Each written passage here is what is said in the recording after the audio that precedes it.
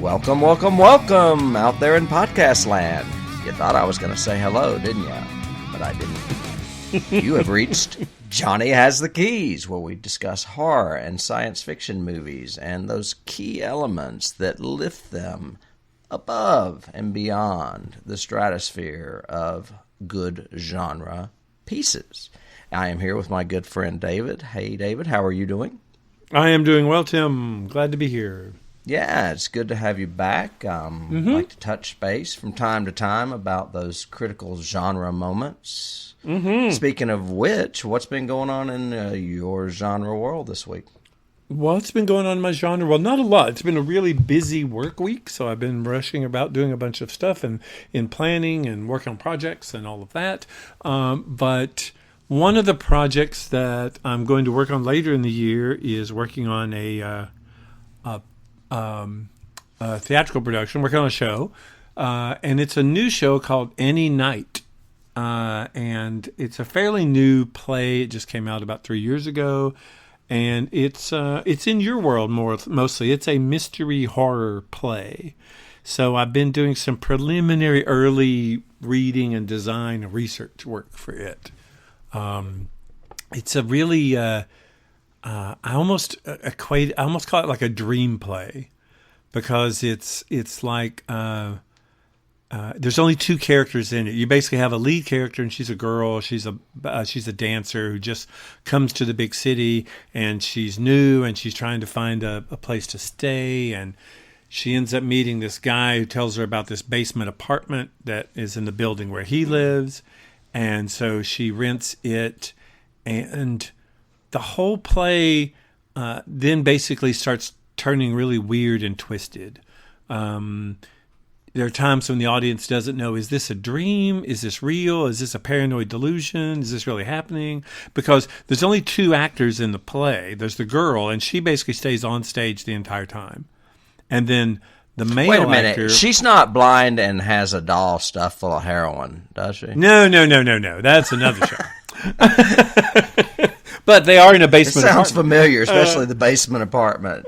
Yeah. But no, so this one, the male actor then plays all the other males in her life, all the other people, the landlord, the doctor she goes to see, her choreographer at the dance place, and it's all played by the same guy. So it's very interesting the way they throw these things out, and it's going to be a real challenge for the actors, and I'm just really excited about it. But it's got some really creepy, scary music, moments in it, a lot like Wait Until Dark, which is the Audrey Hepburn, Don't Touch My Heroin doll. You know. Which I just referenced. I was going to ask you if Alan Arkin was playing the other guy. Right. Wrote. Yeah. So where is this play happening? Do you want to plug that? No, it'll happen at the Theater Guild here in Morristown. It'll happen. Oh, okay. I didn't know if it was just in East Tennessee somewhere else. I wasn't sure. Yep. No, they're actually doing it local, so it's really cool to do a new show, something that's not been done a lot everywhere else, and to experiment with it. It actually came from a workshop with this dating couple, this actor and actress, who do a lot of improv together and a lot of stuff together, and they actually ended up writing it themselves. And so it's a really cool piece, and I'm excited about it. What about you? What have you been doing? Anything? You've probably done much cooler stuff than that. So. And I like you have digressed a little bit from the movie and genre world, but I did attend, and this is going to date me as not only a classic rock guy, but I guess a slight headbanger. I went and saw Blue Oyster Cult on Sunday night. Oh, yeah. And that was a pretty spectacular thing. Those guys are a little old, but they've incorporated some youngsters into the band with them that have just given them, or allowed them to maintain a really dynamic sound. I posted like a video of clips I took on YouTube. But the reason I bring it up is not only are they just a cool band that's had several hits in the last, 4 decades, they are heavily influenced by horror and science fiction. They are obviously readers of Lovecraft and of science fiction, and you can hear it in their lyrics. Not just songs like Godzilla or Don't Fear the Reaper, but if you go way back to like their first 3 albums, which are my favorites, they're singing about flaming telepaths and just wild lyrics and the music is just, they're just talented musicians as well. So I mean, they just kind of rock my world. And the guest band for that show Sunday night had to cancel, so Blue Oyster Cult agreed to do 2 sets, and they played for 2.5 hours, and they played 23 songs. So I was very happy. I had a great seat. No one was able to stand in front of me, so I could sit the whole time and video lots of clips. So anyone interested out there, I might put a link in the show notes of this episode if you want to click and see some of that show. So, okay. Yeah. But that's what's been cool. going on this week with me. I haven't been to a concert in several years, so that was kind of fun. My ears didn't ring too badly. Yeah, I'll bet that would be fun. Well, especially them. I like BOC anyway. Don't Fear the Reaper's always been one of my favorite songs. So there you go. Yeah. So, cool.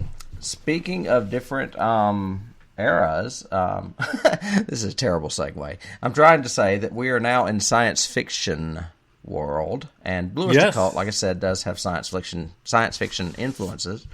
But this week we're in that science fiction world that you love so, and we are going to discuss a little movie that came out in 2014, just 6 short years ago, called Ex Machina.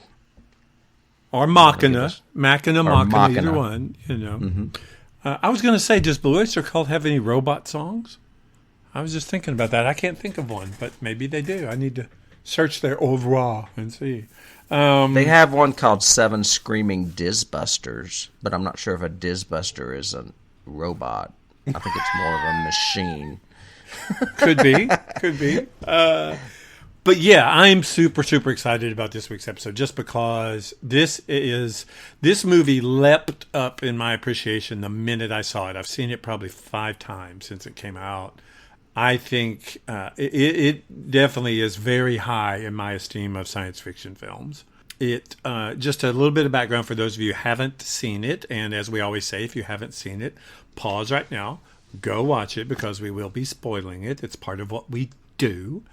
This is the story. It came out in 2014, like you said. It was written and directed by a single person, which is always a pretty good sign of a visionary work. Sometimes, unless you're George Lucas in the trilogies.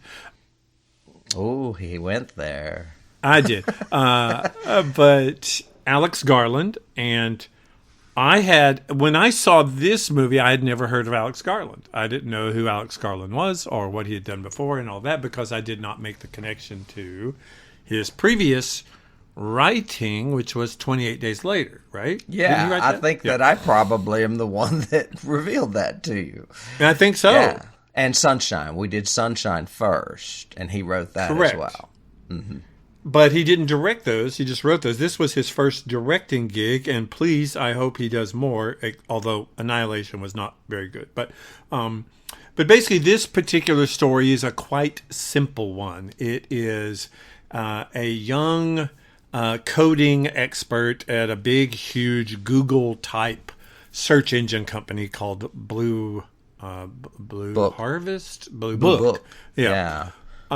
Wins a special employee-only trip. And one employee was picked out of the entire thousands and thousands in the company to go and spend 1 week with this super secluded creator, founder, owner, CEO of this Google-type company named Nathan. And Caleb, who is our protagonist, wins this and is so excited he's going to go spend a week with the genius who formed this company.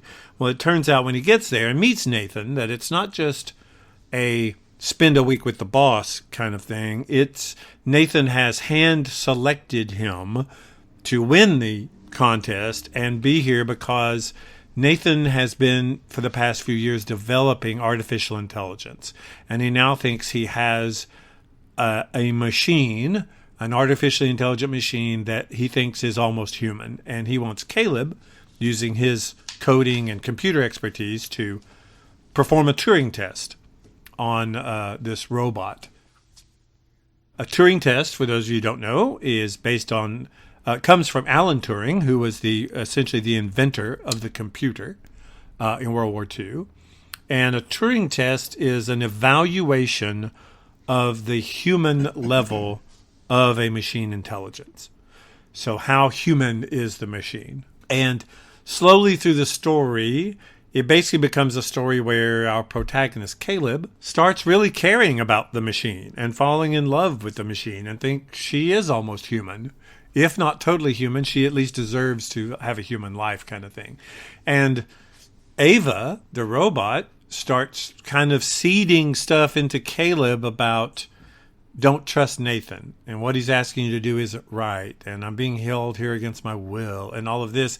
And then Nathan starts kind of pushing Caleb in certain areas. So you end up about halfway through this movie going, who is testing who? What is happening here? And it has a very dramatic, kind of surprising shock last act and ending to it. But it is an incredibly great science fiction film, in my opinion. So that's a little synopsis. That's a little stuff about it. What's your initial think of it? Had you seen this movie before? No, I have not. So I watched it for the first time last night. Oh my God! Yeah, seriously, The Walking Dead's on, man. See, how can you even compare? What are you saying? Oh my God! I mean, you've got that bow and arrow guy in a cave, or you got this? What are you talking about? What? Yeah, well, you're off watching The Expanse, and I'm off watching, my little Walking shows. Dead. Yeah, okay. The Walking Dead. All right. I did enjoy the movie, though. Okay. I am an Alex Garland fan, primarily because he wrote 28 Days Later. So I was familiar with him and have been for quite some time. It's in my territory because I like small movies with small casts, small stories, that is, with, small settings even. I loved when he won the contest. I love how they basically just whisk him off in a helicopter and just drop him off. I thought that was a little ominous. To begin with, just to interrupt for a second, I like to because one of my first favorite lines is in that when he goes, "Well, how long before we get near the estate?" And the helicopter guy goes, "We've been flying over it for 2 hours." Yeah, so like, holy you're shit. going, okay, this guy Does this guy rich. own Greenland? Yeah, yeah, yeah. But yeah, talk about isolation. Oh boy, you are, from the minute you're there, he is alone, or it's really filmed like he's alone. So yeah. Yeah. So you've got that sense of isolation that is a creepy element to the film that I like as well. There's lots of keys in this movie, and I'm sure we'll get to them. But yeah, it was the first time I had watched it, and I did really enjoy it. I like the cast, I like the story, and I like the setting a lot. Mm-hmm. Good. This could almost be a stage play, the way they do it, because it is for sure. It is a very intimate story, and I think that's kind of what he was going for, and intentionally wanted it to be intimate. But basically, when I was going, okay, let me take my notes and write down the cast, other than the very beginning and a couple of little secondary things, there's really only 4 characters in this entire movie. It's basically Ava, the robot, Nathan, the genius, Caleb, the protagonist, and Kyoko, the assistant, who later on turns out to be another robot. Mm-hmm. I kind of figured that out early on, but yeah.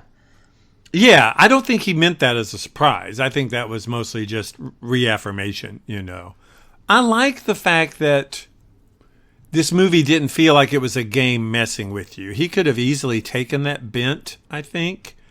But instead, he just presents everything in a very straightforward kind of way so that you question stuff, but it's not like, oh, here's a big trick reveal. Oh, here's a big flip trick reveal here, or whatever. It's not. It's just this growing awareness of tension and conflict and uncertainty about what's going to happen and who's going to do what. Are anybody's actions really real? Which kind of plays into that whole theme of consciousness and decisions and free will and all the stuff that's in it. Mm-hmm.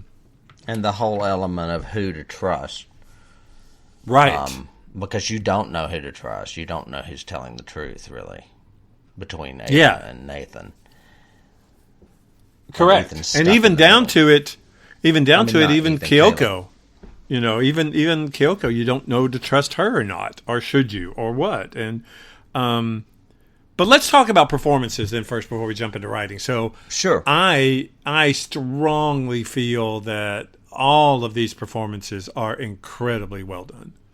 Mm-hmm. I had really not seen Oscar Isaac before. The only thing I'd seen him do was the Poe character thing in Star Wars.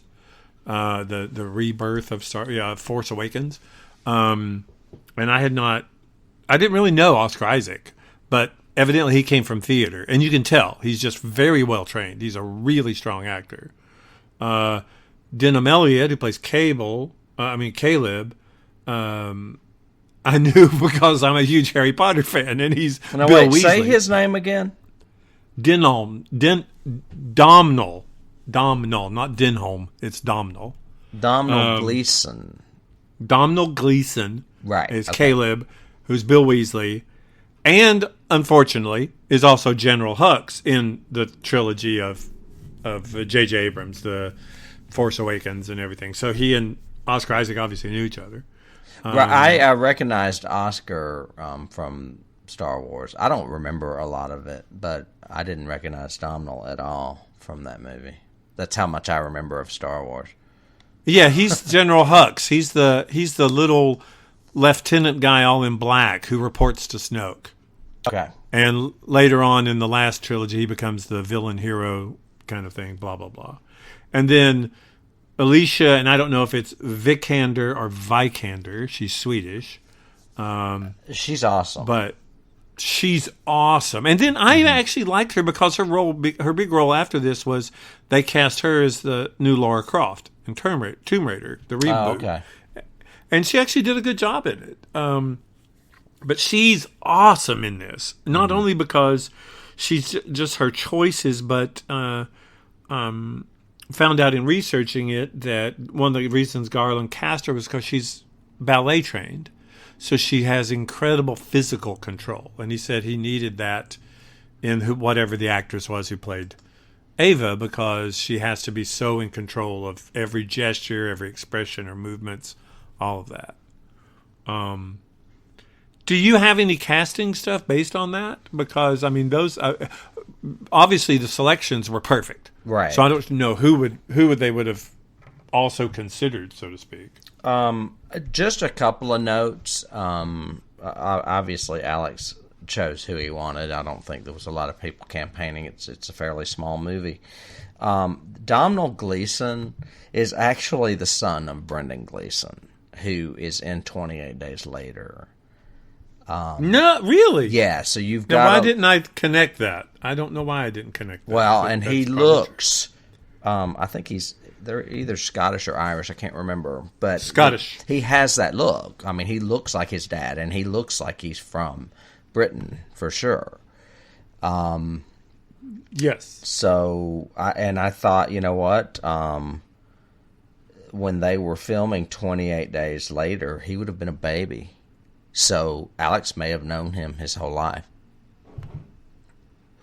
Maybe, yeah. So you're saying they obviously knew each other before? Oh, he was in 28. He wasn't in 28 days. Brendan's in 28. Yeah, that's what I'm saying. So that means, 28 Days Later came out almost 20 years ago. I don't know how old Domhnall is. He would have been a child, maybe. So Alex would have probably known him from the set, maybe, or some event. Could have been. Yeah.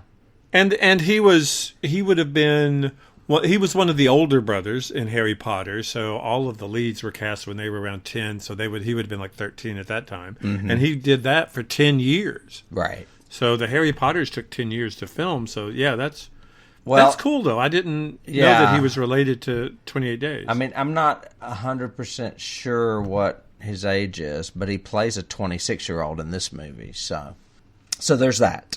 And then another thing that I didn't really put together until you started talking about the Star Wars connection with the two men, Alicia Vikander almost lost the role of Ava to Felicity Jones, who starred in the good one. What's the good Star Wars movie? Rogue One, right? Oh, yeah, she did. Mm-hmm. I think she might have been... That would have been an interesting choice, too. I like her. Well, she was the only other person I have that was considered besides Ava. I mean, besides Alicia, excuse me. Yeah. Okay. So, and that's really all I have casting-wise is, a lot of Alex Garland relations and a lot of Star Wars crossover. I've got the names of the other cast members. Kyoko was played by Sonia Mizuno, and then some other lesser characters, and that's it. I don't have much else. Sorry, casting's a little slim this week. Well, in research, I did find out that he did, because it was being funded by, a studio and everything, that he did have to justify everybody, so everybody had to audition. I know that. It wasn't like I sent them the script, they said yes, so get the agents on the phone. Well, so even Oscar Isaac had to audition. None of them are big stars either. No, especially at that time. They right. weren't. I think they've all gotten somewhat of notoriety since then. I think especially Oscar Isaac is being noticed by a lot of people, and he's just such an intense actor. He makes such cool choices. He is one of the few characters I do like in the, quote, reboot final trilogy of Star Wars. I do like the way he's trying to be a kind of Han Solo without Han Solo kind of thing. So I think he's trying his best in that. But he's brilliant in this. Just scenes where he and Caleb are sitting around talking, all those are just so well done. I can tell you a little bit of stuff coming up that these guys are doing. Oscar Isaac's going to be in the remake of Dune. That's who's he playing? Shoot, I just had it in front of me. I didn't know that at all. Yeah, that's kind of cool. It starts with a D. Hang on. Duke Atreides. Yeah, Duke Leto Atreides. Yes, exactly. Atreides. Yeah, that's a good casting. He's good for that. That's one we should do too, because that's another guilty pleasure of mine. I know that movie has so many things wrong with it. It's very David Lynch in places and everything else, but I do like that movie. I don't think I've ever seen it, and I made that huge list, and I don't know if I put it on. It's so funny. I have been thinking of movies since I made that list, and I'm like, did I put that on that list? Because I'm thinking I need to make another short list that I can incorporate into it. Hey, that reminds me, we should do an audience request.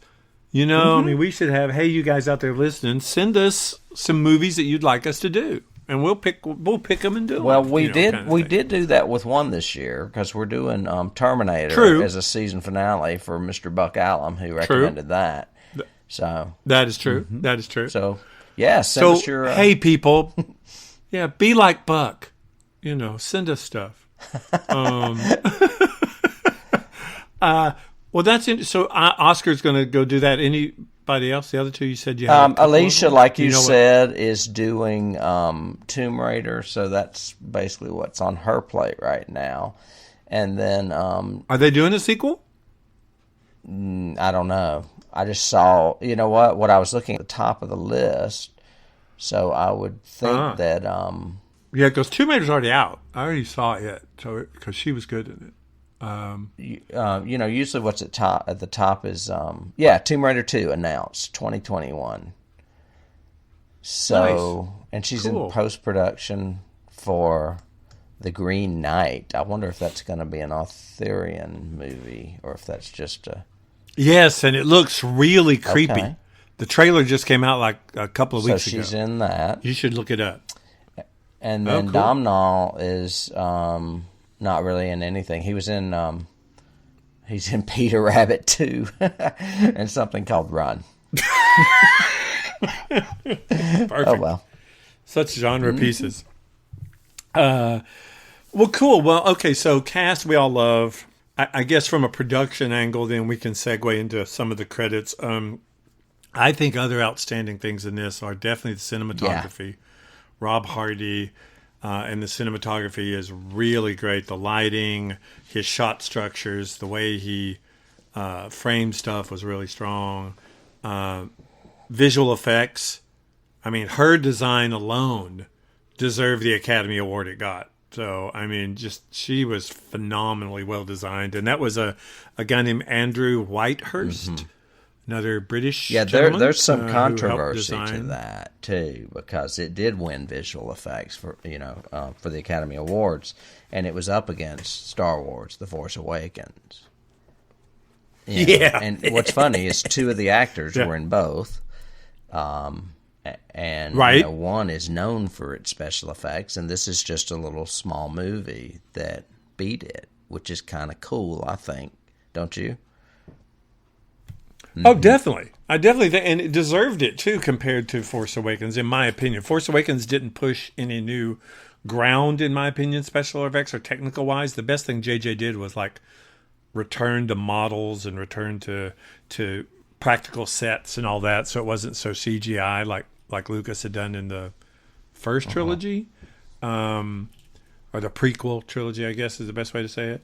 But what I liked about this is even when you watch this movie, visual effects are so important. If she was not believable as a robot, the movie would not have worked.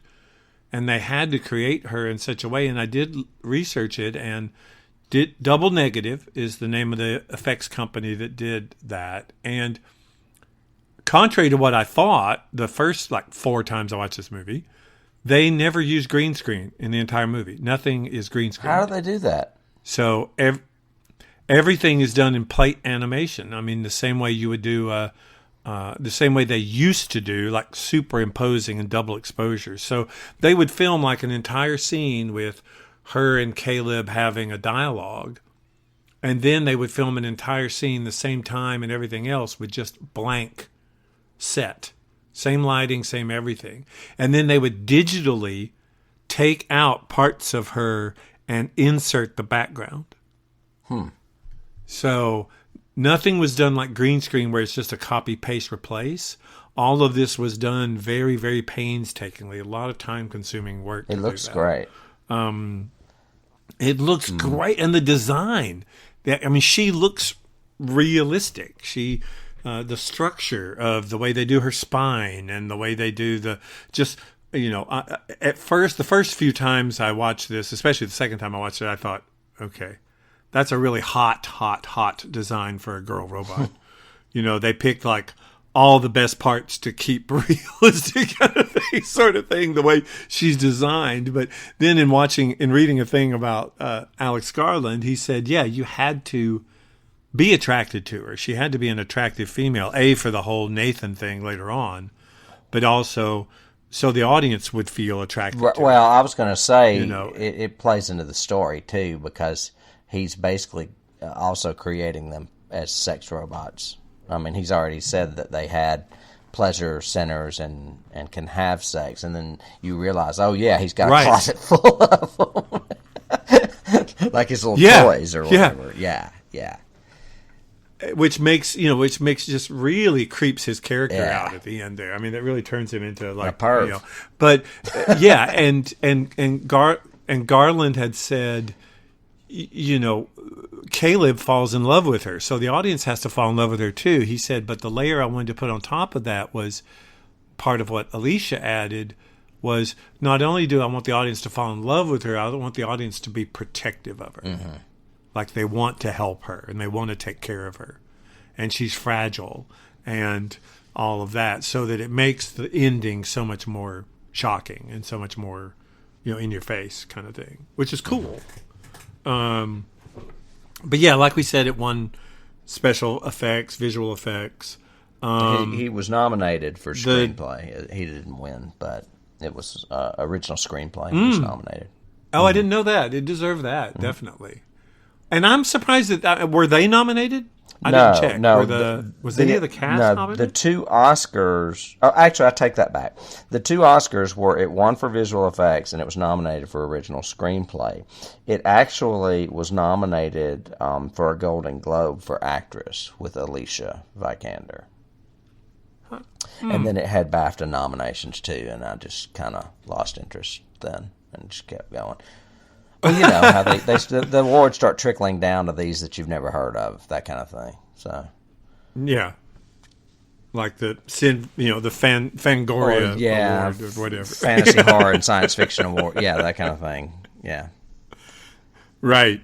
Well, let's talk about the writing then, since we talked a little bit about performances, a little bit about the effects, and trying to tell the story. So, what did you get? I mean, did you like the structure of this and the way they told the story? You know, I know you like those intimate, small casts. Yeah, I do. I like small stories. I really love the way it's set up. I love how, it's almost a classic storytelling element.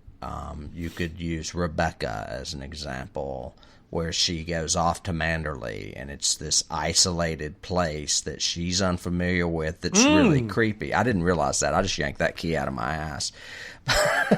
That's great. Clean that off, because it was good. That's a good one. It's just... I mean, it's a common element in a mystery-type story. I thought they enhanced it by... literally dropping him off in what looked like Jurassic Park on a helicopter.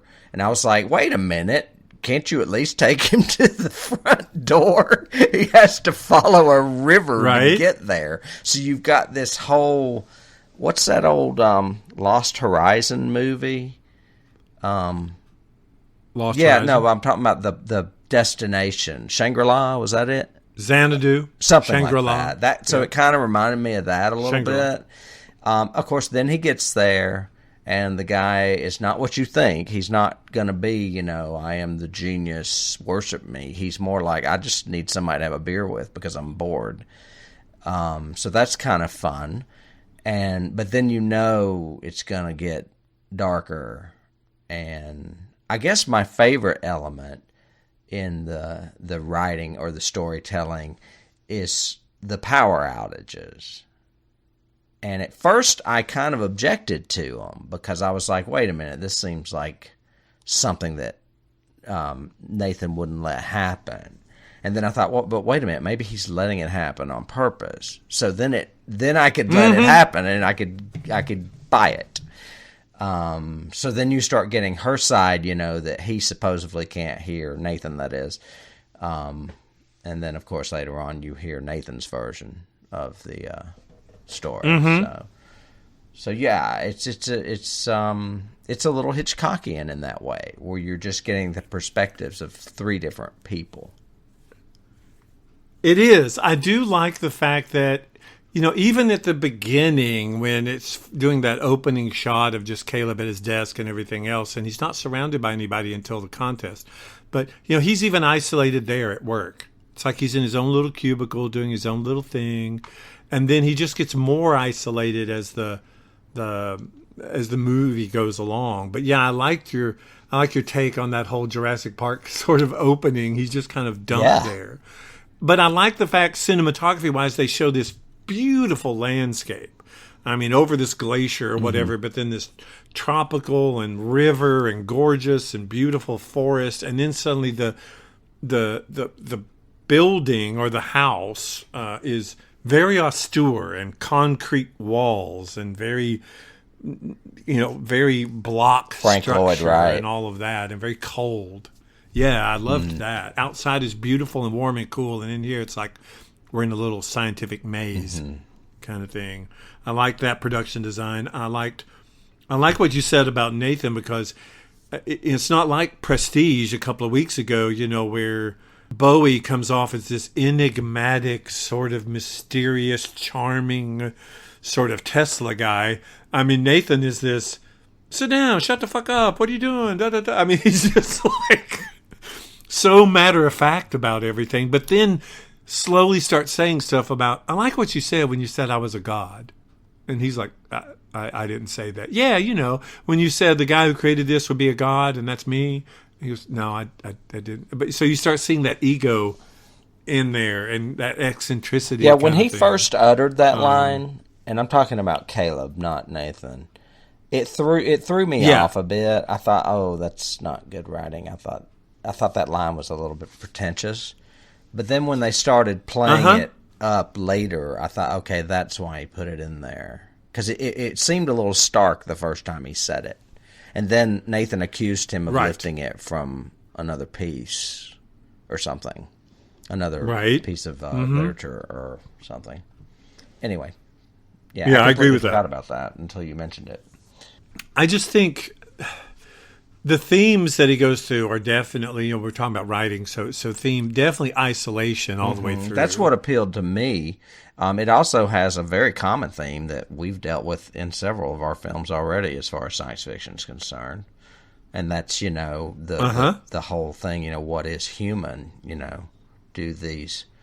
Yes. Just because they're built differently, does that mean they don't have a right to live?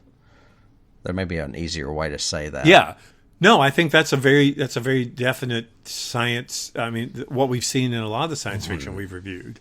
And I think it's a huge, huge, huge topic, especially in the modern day when Alexa and Siri and everything are becoming AIs, essentially. Our houses are becoming integrated and intelligent and talking to each other. So we're going to have to eventually face this age-old science fiction chestnut of what is human. What's the Westworld? One of my keys is Westworld, of course, but isn't Westworld the one that has the motto "more human than human"? Or was that another movie? What had that motto? Somebody had that motto, "more human than human." Was it Blade Runner? Yes, that was it. Blade Runner. Sorry, that was the other key. Dang it, had it in the wrong place. That whole determining, but he's doing it as a test. So I want you to tell me if she's human or not. So test her. And the only way I think Caleb really escapes his isolation is with her. And slowly his relationship with her, you suddenly start feeling comfort and going, oh yeah, they need to be together. He needs to rescue her. He needs to become the knight in shining armor because she's a real girl, I think consciousness in general is the thematic all the way in it. And the whole thematic of what makes us human, like you said. And I think Garland kind of does that same thematic in 28 Days Later, in the fact that the humans can really get really nasty, much more so than the other characters, meaning the zombies in that one or the infected in that one, and then Ava. I mean, the zombies are a constant menace, but it's humans that you got to look out for. Yeah. Because they're the ones that can actually manipulate evil. But, it wasn't really Garland. It was Romero. He did that in his movies as well. True. I think that's a huge influence on this. And it's in Walking Dead, of course. But that, not just that, but this feeling that as the movie progresses, the humans in it, especially the human, meaning Nathan, is being very... turning very evil and conceited and all the dark things in humanity. He's a bit of a perv and everything else, and so much so that Caleb at one point even goes in and cuts himself to see if he's a robot or not. He's starting to doubt his own consciousness. I had forgot about that, man. That scene kind of freaked me out a little bit. I was like, all right, he's not. Because for a second I thought, oh, maybe he's a robot. I was like, maybe I missed something. Right. And then he's like really cutting deep, and I'm like, dude, you're going to hit that same vein that's just a little further down in your wrist. You better watch out. Right. Right. But I loved it because that kind of sets up that whole ending where, for those of you who haven't seen it, stop right now. We're telling you. Anyway, that... This ending, when you think about it, is really bleak. I mean, oh yeah, Kyoto is dead. Nathan is dead. We know Caleb will probably die because he's trapped in his room, and she leaves him there, and just does what she says she wanted to do, which is go to that intersection and explore and be a part of the world, kind of thing. And that's really bleak and dark. But I thought it was kind of cool in that both of what they were saying ends up being true. I mean, so Nathan was Nathan was right as well about her being evil, or her being could be mean, harmful. Yes, exactly. So I mean, she's saying he's mean, help me escape. He's saying, oh, she wants you to help her escape, but you don't realize what's going on here. Right, she's conning you. She's tricking you. Yeah. She'll abandon you for her own interests, which she does. Yeah, so in a sense, they were both right. Or, neither one of them's really lying. Yeah. I do think it was a curious writing choice and an acting choice to make Caleb kind of so passive. He seems really passive in this entire movie. And I think that's kind of difficult for us in a protagonist kind of thing. He's not a MacReady. He's not a take charge sort of, I'm going to figure this out kind of hero. Instead, he's this very he's quiet, a coder. Passive. True. I mean, you wouldn't have, Bruce Willis in an office coding. True, but you would seem like you would want him to be a little bit stronger, which he does kind of get strong at the end, but not really, kind of thing. I've got duality as part of one of the themes in this, which I really like, especially watching it last night. One of the things I saw was go back, since you only saw it once, go back and maybe not tonight or this week or whatever, but when you watch it again, look at all the reflections in this movie. There's so much plexiglass and glass and mirrors and people's reflections, especially with Ava and Caleb, looking at images of themselves. Even down to the very, very last shot. The very last shot is her looking at her reflection in the window as a human, with the hair and the dress and all that. And there's a lot of that visual duality. Who's good, who's evil, who's conscious, who's not, that sort of thing. It's really cool the way he filmed it, the way Hardy filmed it and Garland. I'm trying to think of what movie we recently did that. I think it was The Shining, where a lot of scenes are with mirrors. Actually, Psycho, too. There are lots of scenes with mirrors in Psycho. Yep.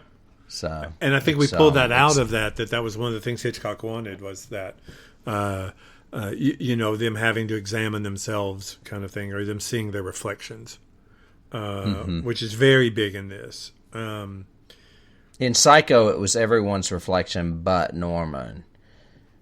And then I can't remember what the element was in The Shining, but there were, I think it was like every time Jack sees a ghost, it's in a mirror, or there's a mirror involved or something. Yeah, reflective surface. Whether it's the reflection of the door, the silver door when he's talking to Grady in the cooler. The bathroom, the bar. Yeah. Wow, and that's I guess maybe Alex is trying to put himself up there with like Kubrick and Hitchcock. Well, if good directors do it, I'll do it too. One of my keys is definitely Kubrick. I think this is very Kubrick looking. Everything's this concentric focal point. Everything has a very stark, 90-degree walls and stuff. Mm-hmm. So I think it's Kubrick was obviously an influence on both Garland and Hardy. Yeah, I love how everything goes red during the power outages. Mm-hmm. I mean, it's like you're not mistaking this for what it is, because we're just going to make the whole scene red. These are going to be the scenes where they talk privately. Mm-hmm. Yeah. Mm-hmm. I like that, and making red being the security, the evil, the sneaky, the bad. We kind of associate, I think, red with bad usually. There's a lot of religious themes in this, of course. There's even down to their names of, because Ava is like a variation of Eve, Caleb, Nathan, Nathan's whole God complex that he develops later on, and we see it there, that he thinks that he has created life, sort of thing. And the big one I got out of it was the whole. He even says it. Caleb at one point says Alice through the looking glass. And that's what this whole story Yeah. is. If you look at it, that's the big key for me in this. I mean, because Ava is Alice, and she's got to play the game, but she's confined. It can only move like one space at a time, kind of thing. And then at the end, she becomes queen. Kind of subliminal in there, I think, or not necessarily subliminal. It's pretty straightforward. She's Alice through the looking glass. What about keys? Let's go to keys. I think we're good with all of that. I read that it's, and I didn't get this because I'm very, this because we both are very Shakespearean. We like Shakespeare. We know a lot about Shakespeare. But one of the plays I've never read is The Tempest, and apparently this is a lucid adaptation of it. Oh yeah, did you know that? That makes sense. Yeah. Yeah. Nathan is Prospero, Ava is Miranda, and Caleb is Ferdinand. Yep. Okay. And Kyoko is essentially Caliban, who's on the other side of the island, but comes into play as part of the being a creation of Prospero. But yeah, you could definitely see Tempest in this. I think that's a great key. Okay. I had two notes that I skipped over earlier. I said the effects are so good that after about the second scene, you forget that she's an actress. You really start thinking she's a robot. Just the way they do the hair. I mean, the lack of hair and the lighting and everything. And a quote from Garland who says, "I like science fiction that's based on science," which kind of goes along with my big definition of what's a science fiction movie. So there you go. I like that. Keys. I have, of course, some we've already mentioned. Westworld, definitely. Not only in execution of a robot, but the fact that the hosts in Westworld are struggling with their own consciousness and what is consciousness. I want to segue there. This movie came out in 2014. I think Westworld came out after 2014. It did. Where do you think, is there a connection between Garland and those Nolan boys? Because these movies are very similar. Or the series and the movie are very similar to me in theme as well as special effects and even look. Yeah, I just wondered if, like, the Nolan said, "Oh, you know what? Let's do that. What our Alex did, we can do it better," or what have you. I don't know. Yeah, I think they examine much more haughty kind of themes, much more of a. Because the whole perspective of Westworld is it's from the host's point of view as opposed to the Crichton novel and the original movie, which was from the guest's point of view. And the whole thing about the hosts is since they are perfect machines, they have no distinction of memory and input. So memories don't fade to them, and there's no time associated with memory. So that's why they say lines like, "Is this now?" Because they really have no reference point to determine if this is now or if this is a recreation or not. And they don't go into that so much. And Garland doesn't go so much into that as he goes into what is consciousness and where does consciousness evolve. Westworld gets a lot deeper, I think, in a lot of ways. Mostly, I've only seen the first season, and I was thinking this looks like almost the stepping stone for the first season. I would agree. I think design-wise, even down to her design, because in that last episode we actually get to see Dolores, as a half robot, and her arms and legs you can see through, just like Ava's. So there is some design elements that are very similar. That's a good point. But I do think the Nolan delve a lot more into these huge thematics of consciousness and human guilt and all of that. Okay. Kubrick, I've got both in just Shining, Eyes Wide Shut, but also just science fiction in general. 2001 and is Hal intelligent or is Hal just a malfunctioning computer and we don't know and all that. I've got, you mentioned earlier stuff that relates to the Bible and theme. And I read that, and I never was aware of this, but are you aware of the Lilith myth? The Lilith myth?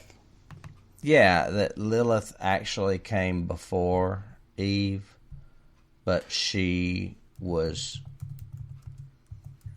smarter, I guess, and didn't know that she wanted to play along with what was going on, so she was killed and Eve was made instead or something. I read this somewhere. But I always thought Lilith was evil. I thought that name was an evil person. Isn't that a Jewish... Maybe. Isn't she like... I think it's honestly, mean? I think it's an empowered woman is what it is. I don't know if you see that as evil, but I think that's where the name Lilith Fair may have come from. But somewhere in relation, I must have read this on IMDb somewhere that the Lilith myth is a little bit of an influence in this film as well, because she wins in the end. She. Oh, I just looked it up. It says a rabbinic in rabbinic Jewish literature, Lilith is variously depicted as the mother of Adam's demonic offspring following his separation from Eve. Whereas Eve was created from Adam's rib, some accounts hold that Lilith was the woman implied in Genesis 1:27 and was made from the same soil as Adam. Insolently refusing to be subservient to her husband, Lilith left Adam and the perfection of the garden. 3 angels try in vain to force her to return. According to some mythologies, her demonic offspring were sired by an archangel named Samuel. And this is where you get incubi and succubi. That shit's fascinating. That's pretty interesting. I did not know that. That is a good one. And that I jotted it down, and I just should have probably jotted more because it didn't come back to my memory. But I was like, yeah, I can see a little bit of that in her character, overcoming her oppressors, and she's out of there. That is, that is totally cool. Yeah. Yeah. So that's a good one. Mm-hmm. I can go back old school even further. You can go back to Greek mythology and the Prometheus legend. Mm-hmm. Prometheus was bound to a rock and had to have his liver plucked out every day by some bird. They even in the little snippet I read, referred to the liver pluck symbolism could be Nathan's drinking. Could be. I mean, Prometheus, I think, wasn't he punished because he stole fire?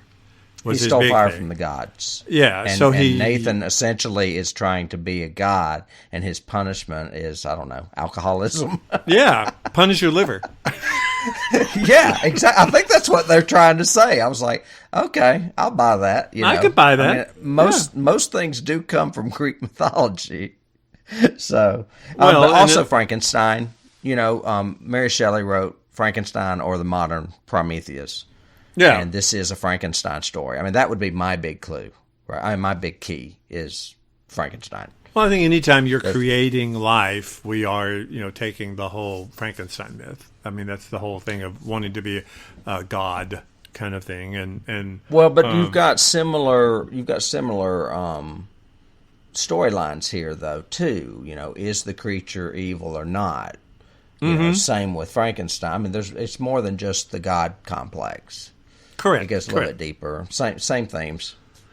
Well, and, we haven't even mentioned it, and we're near the end of the podcast, but the whole title, Ex Machina, comes from Deus Ex Machina, which is theater, Latin. Old school Latin theater for God in the machine. And kind of funny that basically if you take God out of it, which is Deus, it's in the machine, is Ex Machina. Yeah, it's a Latin phrase, but it literally meant in like Greek theaters when they would lower somebody on a crank to come into the scene and save the day. At the end, Yeah, and I have another slight clue to that it's only in name only, but Richard Matheson has a short story called Deus Ex Machina, and he's one of my favorites. Nothing plot-wise similar, just title. Well, we basically, say that, today we would say, okay, that's the cop-out. That's the thing at the end that they twist around to kind of get everybody out of the trouble. But back then in Greek theater, that was standard. It's pretty standard for the gods to come down and save the day at the end. come in and intervene. Right. We would call it trite or contrived or cop out. But yeah, that's what the phrase translates to: the gods intervening and saving the day.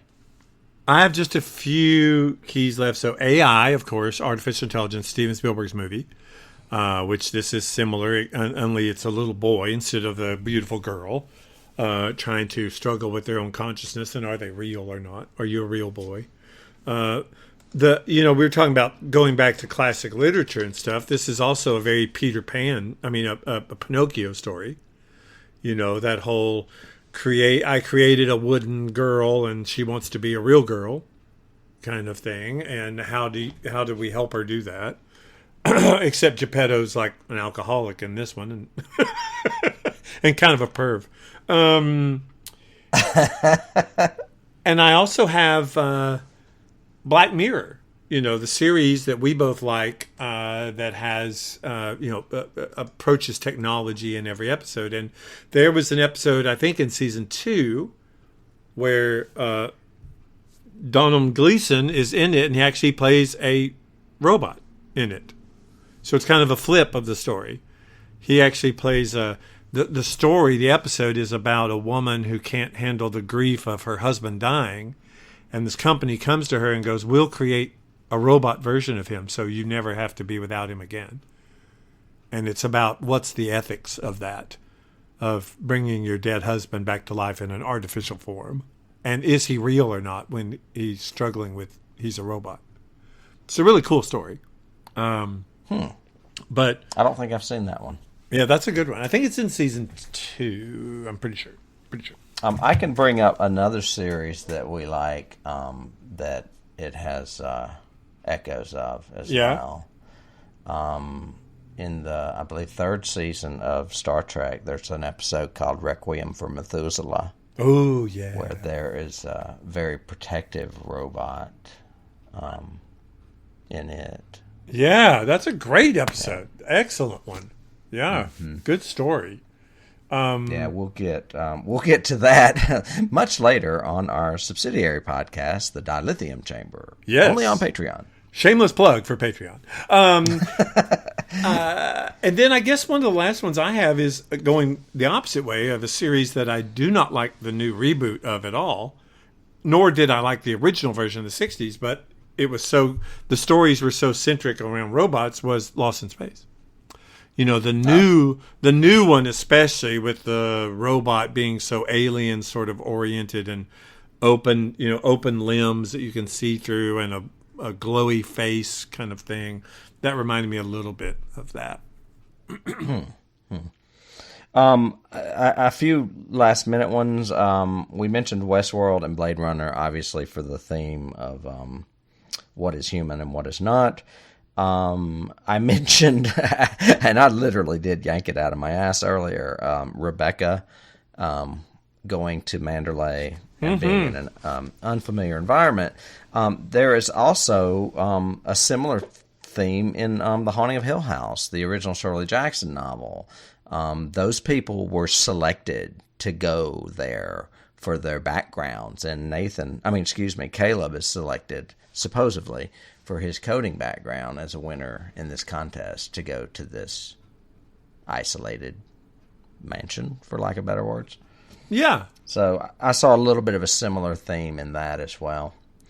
And then, and I read this, I'm not going to take credit for this. I read this on IMDb, I do believe, that there's a heavy Bluebeard key going on where he only has access to certain rooms. And you remember Bluebeard's wives only had access to certain rooms in that legend or story. Yeah, I could see that. And what might be behind, a locked door. So I thought that was kind of cool too. Because a lot of, I don't know if you've noticed, but a lot of the keys that we have are old keys from mythology or the Bible or, even Star Trek. I just think it's kind of literature is what I meant to say. Yeah, I was going to say, you show. kind of inspired me when you mentioned the the whole Hill House thing. But even the first 10 chapters of Dracula. Harker's sent away, and he's isolated, and he's sent there, and he's facing this ominous presence kind of thing. And he's in a castle with locked doors, and he's only allowed to go to certain places. Yeah, right. Very similar. It's a common theme, and it's one I like a lot. I think it's great because it's almost like, how we talk about music sets a tone so well and can convey an emotion a lot faster than any dialogue or performance or anything else. Structurally, writing-wise, I think taking a character and isolating them very early on makes us, as an audience, sympathize with them. Yeah, and want to be and feel for them and feel like them. So as they're being exposed to new things that they're unsure of, so are we. And it's kind of like we're riding along with them. That's kind of it's a cool concept. And then the last one I have is a cheat from IMDb, which is Alicia Vikander is actually, her boyfriend is Michael Fassbender. I read that too. Yeah. And he actually is the alien in the Alien reboots in Prometheus. Not Alien, the android. Yeah, he's the android in the Alien reboot. That's what I should have said. Right. Yeah. And it coincidentally is called Prometheus, right? Or something, isn't it? Yep. Not too heavy-handed there.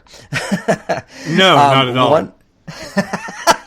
One other thing, and this is a bit of trivia. You mentioned, or I mentioned, both of us, that it won special effects the Oscar for special effects, and beat the Star Wars The Force Awakens. But it also beat The Revenant and Fury Road, which, were pretty good special effects films as well. But it is the lowest grossing Oscar winner since What Dreams May Come that did the same thing. And for those of you out there that don't know, What Dreams May Come was a movie starring Robin Williams and written by Richard Matheson. And great visual effects in that. Really good visual effects. Yeah. So I just had to bring it up because of Richard Matheson. But yeah. I did not, because Revenant had some incredibly realistic visual effects, that things happened that you probably didn't even know it was a special effect. And there's so many scenes in that are those huge long tracking shots too. So that's interesting. And then Fury Road, of course, is just full of effects. But I think Fury Road to me is a lot more stunt effects than visual effects, although they did take Furiosa's arm off. So they had to digitally do that a lot too. So that's true. I liked, I would call them circus effects with those giant poles and those guys flinging around. Yeah, and they really did that. It's like Cirque du Soleil effects. Yeah, and I read that, and that would be a stunt, I guess. Yeah, because I read they really did that, going 60 miles an hour in the desert, hanging on those poles, going from truck to truck, kind of thing. Yeah, I love that. That's crazy. Movie. I need to see that again. Yeah, we need to see that one again. That's a good one. It's on our list.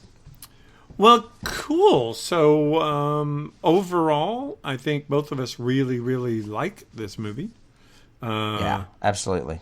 I have all my pluses as great acting, excellent writing, effects, lighting, cinematography, set design. So, yeah, I mean, it's got all the pluses on it. It, to me, falls into totally my category because this movie would not exist without science. So it is a science fiction movie. And science propels the story. Even though you're talking about deeply humanistic kind of consciousness themes, science is part of that all the way through the storytelling. Even down to, my security system traps you in your room when the power goes out. So, bye, hero guy. The girl's just going to walk away, Cool. So, I think that will wrap us up for this week. I think it will. As always, if you do not agree with us, or if you do agree with us, let us know. Email us, write us, thank us, like us, review us, subscribe to us. What else do we do? Worship us. Oh, we're such flagrant whores. Please like us. I mean, I think most of you out there listening to us like us or listen to us for a reason. So help others discover us by doing just a small gesture as far as like a review or a rating or a subscription, whether it be to Patreon or whether it be to just your podcast app. So we would greatly appreciate it. Yes, we would. Yeah. All right. And so until next week, Tim, I'll see you then. When we creep back down the cobwebbed catacombs of my territory. Creepiness. I don't know. All right. See you then. All righty. Bye.